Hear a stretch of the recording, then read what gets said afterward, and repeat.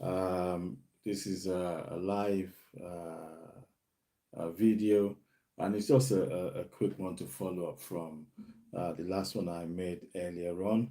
Um, and it's really about this Boris Johnson saga going on right now, where, well, it's just crazy. It's mad.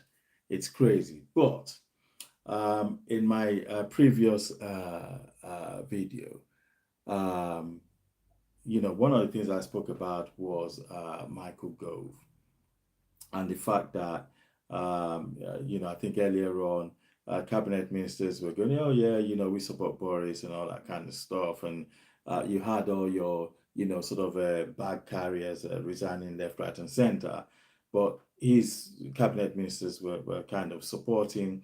And of course, we then heard that they'd, sort of gone in and they were going to have chats with him. And the chat was along the lines of, look, your time is up, it's time to go. Now, one of the things I said earlier on was I made particular reference to Michael Gove. And in that live, I said, well, it's saying, his office were briefing that, yeah, he's behind, the prime minister. And I did say at the time that, look, that's nothing. When somebody is behind you, they come out themselves and say, I fully support X, Y, and Z, which didn't happen.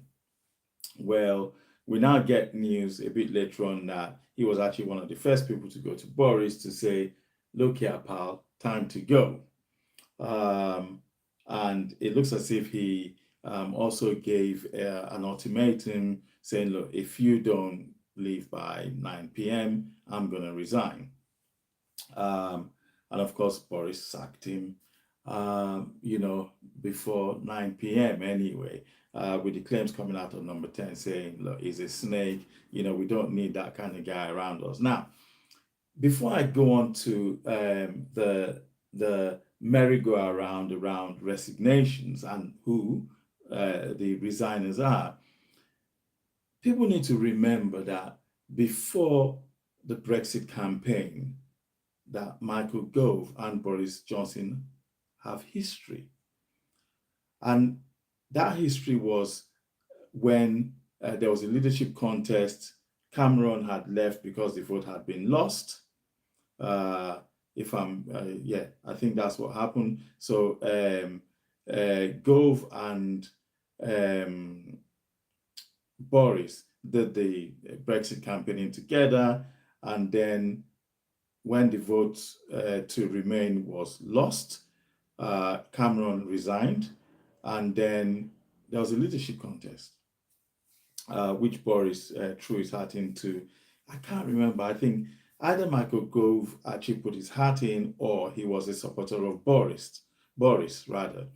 And eventually, I think there was a speech that was going to be made in London, and that's where I think Boris was officially going to actually put his hat in the ring and say, well, I'm going to run for the leader of the Conservative Party.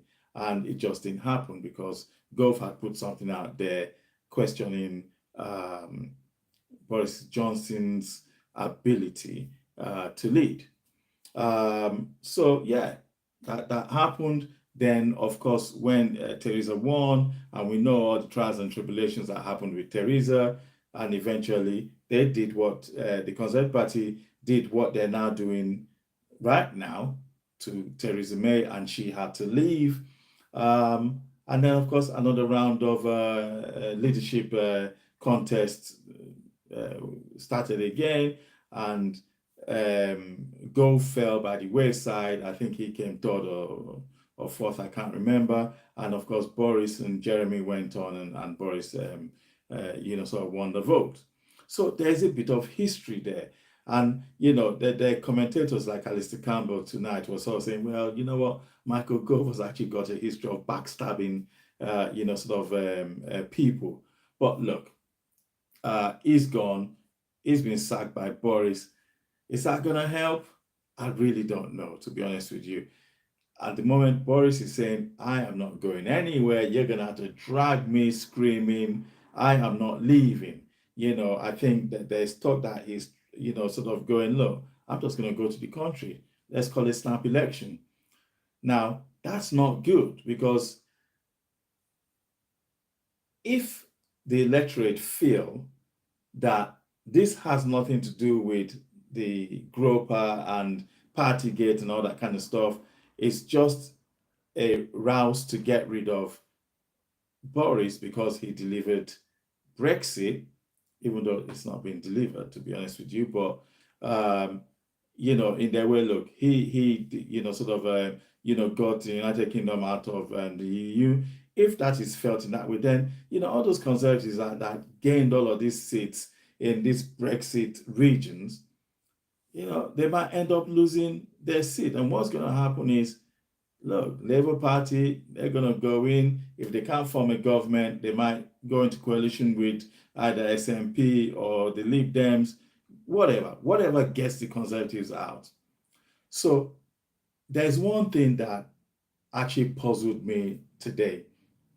And I did say earlier on, in the live feed I did earlier on, saying, look, it's a well-known thing that when things like this are happening and there's a tussle for leadership, or there's a PM that has lost confidence and they want to get rid of, especially with the Conservatives, they want to get rid of. Look, guys have started doing their campaigns months ago and they're just waiting. Everything is ready. They're already putting out, feelers out to different MPs here and there, making promises and trying to get, look, who is going to be on my side? Who can I rely on? Things like that. So I now hear this evening that Nadim Sahawi, who became Chancellor yesterday, allegedly has been running a campaign for months anyway. He wants to be leader. So you then question, why go and get that job yesterday? Why? The speculation is saying it's either that one or nothing else. You will not have my support. I want that one. And he got it. So if they're saying he's part of the leaders who have gone to speak to Boris today to say, look, mate, time is up. It's time to go. I mean, Pretty is part of that group saying it's time to go. I'm actually thinking, hold on a second. I thought Pretty Patel, you haven't got a lot of fans even within the Conservatives. So if Boris is one of your, biggest fan and, your Home Secretary is giving you a job, you ought to be standing by, this guy. Well, anyway, look, these are all speculation. We are not there, so we don't know what's actually going on. Unless somebody's coming out and leaking all of these details, we do not know. We are simply speculating. We're looking at all the news feeds and we're really just speculating and thinking, well, is it true? Is it not true? There are two camps. And look, there's one person we know about, and that's Nadine Dorries, who is sort of like going, yeah, no, I'm 100% behind him, and a few others.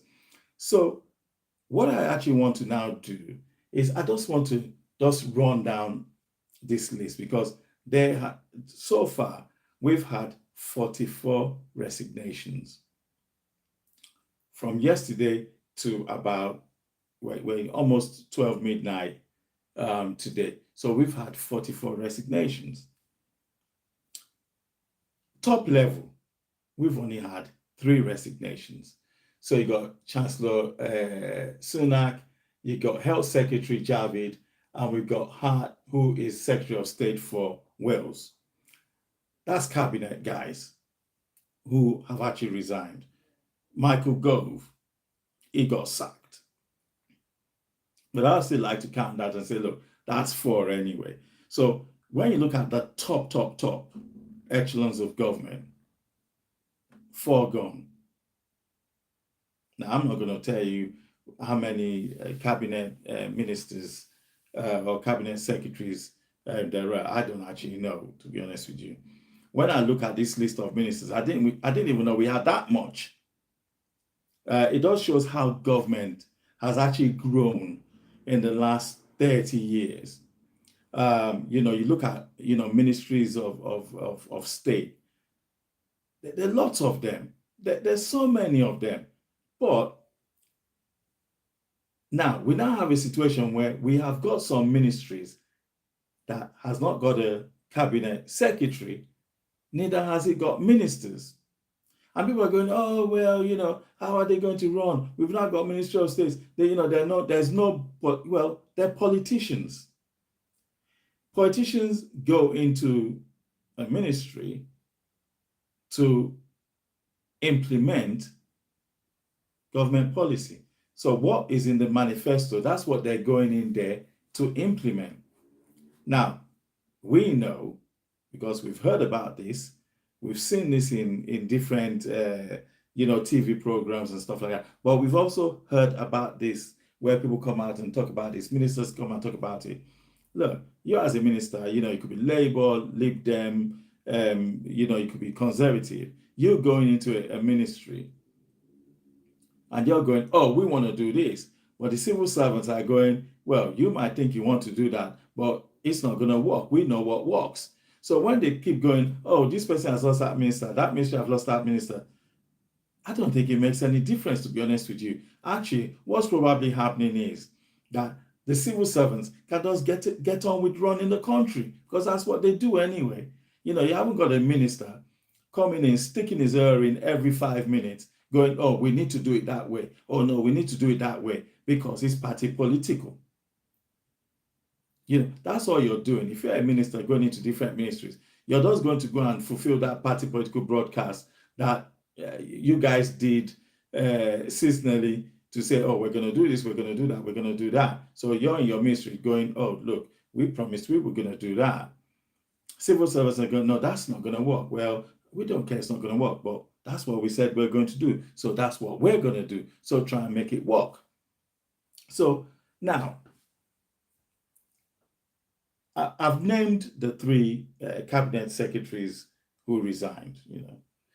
2 guys kicked it off. Then Simon, I think, resigned in the last hour or something like that.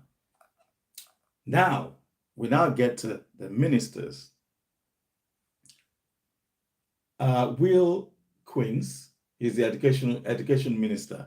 I don't think I've heard of him. Alex Chalks, Solicitor General. Robin Walker, another education minister. So I'm thinking, how many have we got? John Glenn, Treasury Minister. Victoria Atkins, Justice Minister. Joe Churchill, Environment Minister.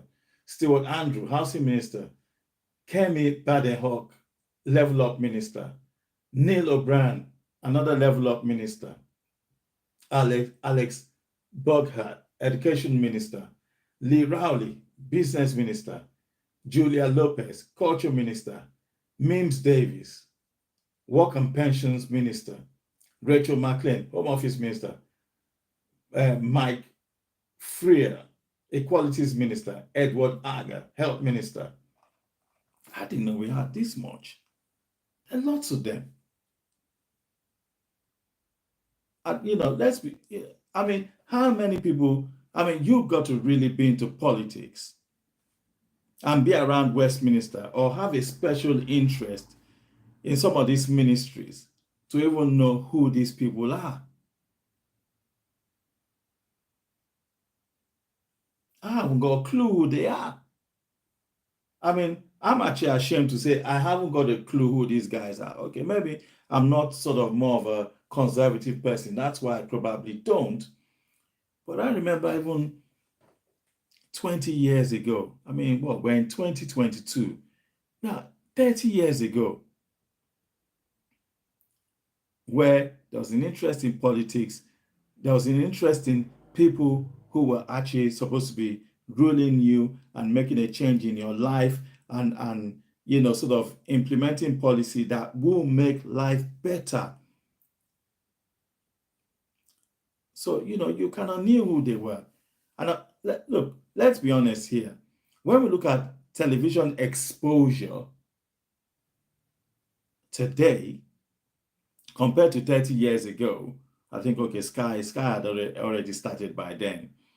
But if you look at television exposure today compared to then, there's so much. You look at social media, you look at all of that kind of stuff. I don't know who these guys are. Now, so we now go down to Parliamentary Private Secretaries.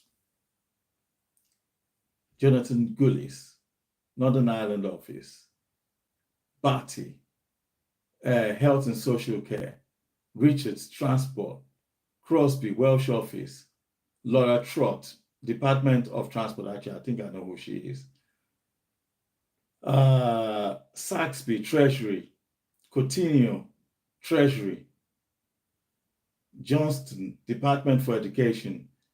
Baker, Leveling Up. Craig Williams, Treasury. Mark Logan, Northern Ireland Office. Ruth Edwards, I think I might know who she is. Scottish Office. Sunderland, no. Jacob Young, don't know who he is. Leveling Up again. Fletcher, Business, Energy and Industrial Strategy. James Daly, Work and Pensions.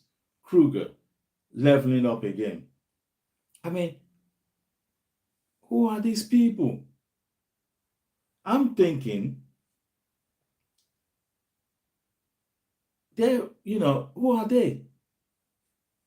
We're having issues with cost of living, expenses. This is do these guys actually get additional money on top of their normal MP salaries?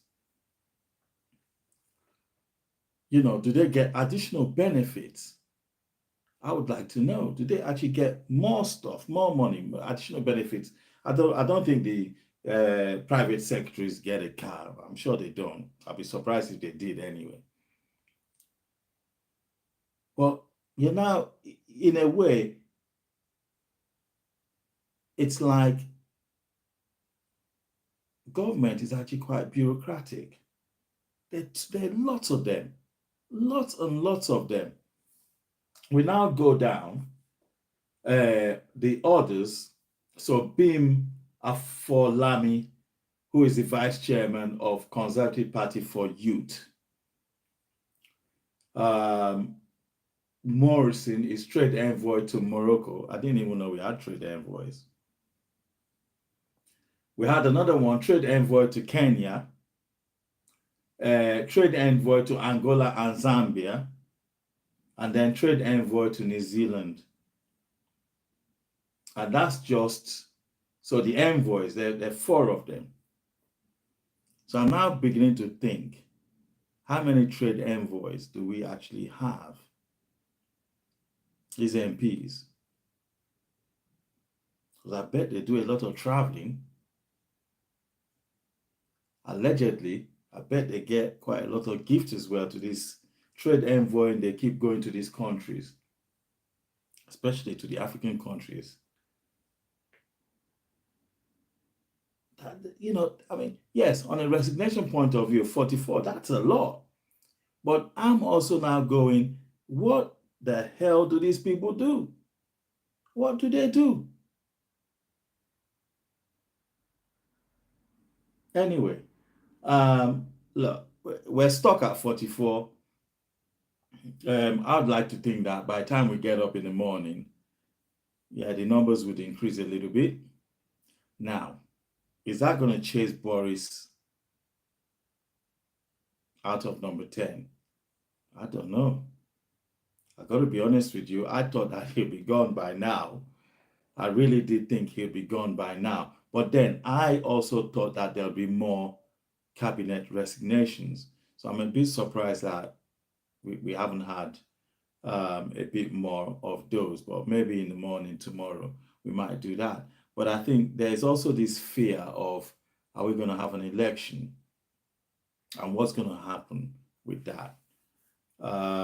I think, look, let's not beat around the bush and be honest and say, look, Boris does win elections. when Boris goes, I think advantage Labour Party. Advantage Labour Party can't be messed up because I can't see. I'm racking my brain and I'm going, the ones I actually know within the Conservative Party who you might say, well, you know, they're heavyweights, they're big hitters and all that kind of stuff. Who has got that winning,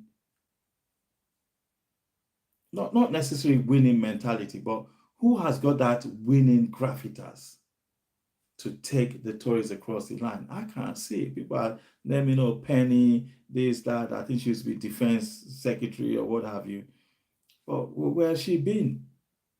This past couple of years, I haven't seen her anywhere.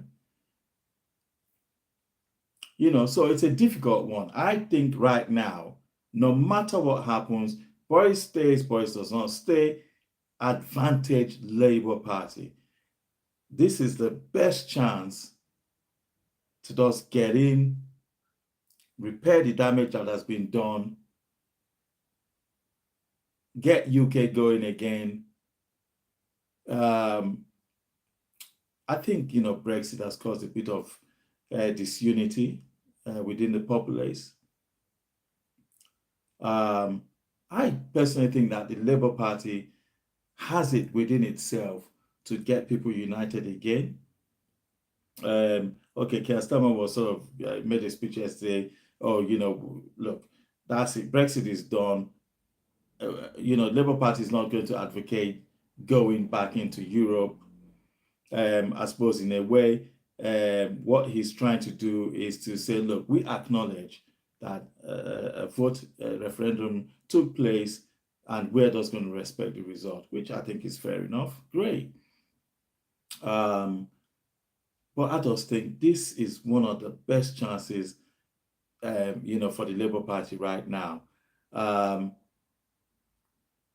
With a change of leadership with the Conservative Party, would it make things a bit difficult for Labour? Well, yeah, sometimes, a new leader just brings a bit of oomph into, the party. It's a fresh face. They're going to bring out policies here, there, and there that they think people would like, so sound bites and all that kind of stuff.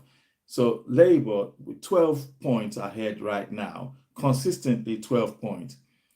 New person comes in, they're going to have a bit of a boost. It's that new person boost. It's like having a new manager for a football team that is just not doing very well. What happens? New manager comes in. These guys can't win any game, for the past 12 weeks or half of the season. Suddenly, new manager comes in, 3 in a row. Same thing with leaders. A new leader comes in. Next thing you know, the 12 points Labour has is now cut down to 6 points or even less because of that bounce. So actually, I think, as far as the Labour Party is concerned, Boris needs to just stay there. He's a wounded lion. And nobody is applying any form of medicine to that wound. So it's just going to get worse and worse and worse. And that's an advantage to the Labour Party. But look, 44 people gone, 75% of them are not known. So Boris could easily, as if he can find anybody, Boris could easily replace these people we don't even know about with other people we don't know about. And politicians, cutthroat. It's not only Boris that is thinking about himself. They all think about themselves. They're very selfish. They think about themselves. That is the honest God's truth. When they come out and tell you and go, oh, national interest, it's a lie. No national interest. Their main interest is that seat, their constituency seat. That's all they ever think about. Some of them will sell their grandmothers for that seat, to remain in that seat. So you can't trust them.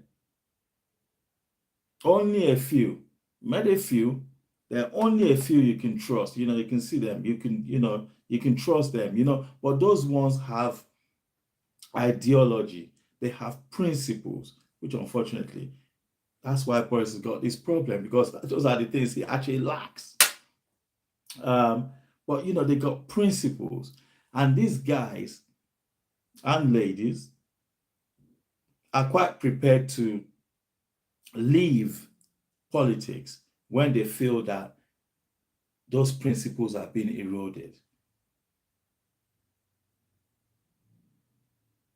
Whilst the ones we have right now, nah, they're just in it for themselves. That's all it is. If not, why are all of these people resigning? You should have resigned. Okay, they had their no confidence vote. I think it was like 2 weeks ago or something like that. The guys who put their letters in, and I bet you there were some junior ministers who put their letters in and all that kind of stuff. They should have been resigning then. When Partygate came out, and it came out, and when Boris even got his fine, all of these guys should have been resigning then. No, sorry, PM, that's unacceptable. That's it, we're off. People would understand that. But now, this, it does not smell right. Anyway, look, it's getting late. Thank you very much again. Look, if you like, put in a comment, do the tick thing. If you like, the content that I'm putting out, please, subscribe, share. But look, it's hopefully I'll be able to bring more, sort of content. My content is not stuck on, sort of any topic. I just, see what's going on, and I feel, I want to have a talk about it. Yes, it's a monologue. Want to have a talk about it, give my point of view, but of course, I also welcome, anybody's, view, their opinion, put it down there.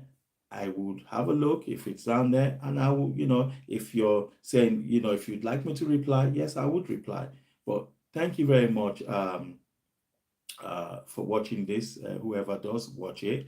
And let's continue to watch what is going on. We're on 44 at the moment. What's going to happen by 8 o'clock, tomorrow morning or today? Are we going to have more resignations, or are we actually going to have more sackings? And better still, and please, when I say better still, it's not the fact that I'm saying Boris needs to resign or this or that. That's not my business.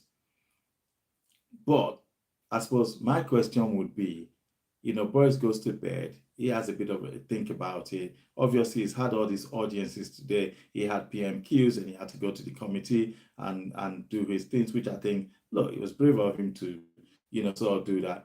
He goes to bed. He has a good think about it. He has a bit of a chat with his missus, and then maybe in the morning, he might actually wake up and say, you know what? Yeah, I get it. You know what? I'm just gonna resign now. If you want me to hang around until the new leader is found, great. Or whatever you decide. Look, we don't know, but let's wait and see. But the saga continues. Just continues. Anyway, thank you very much for watching, and hope to see you soon.